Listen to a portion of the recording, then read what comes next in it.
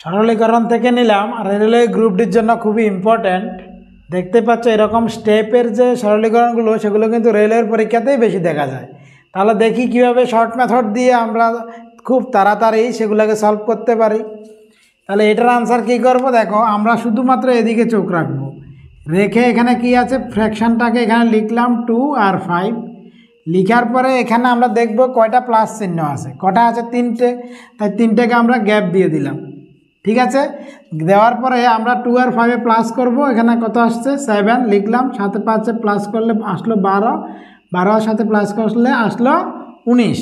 তাহলে আমার এখানের এইটার উত্তর কি হবে আমাকে মনে রাখতে হবে, যদি সামনে প্লাস দিয়ে এরকম 1/, দিয়ে রাখে তখন আমরা আনসার লিখব পেছনেরটা বাই সামনেরটা, বাস হয়ে গেল। সেমভাবে এটাকে যদি করি, দেখো এখানেও সেমভাবে 2 আর 3-কে লিখলাম। লিখার পরে এখানে গ্যাপ আছে দুটো, দেখো প্লাস চিহ্ন দুটো আছে দিলাম। এখানে 2 আর 3-এ প্লাস করো 5, 5 আর 3-এ প্লাস করো 8। যেহেতু এখানে 1/, আছে তাই আনসার হবে 5/8।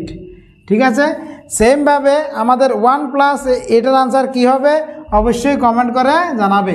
ধন্যবাদ সবাইকে, পাশে থাকবে আর চ্যানেলকে ফলো করে সঙ্গে থাকবে। নমস্কার।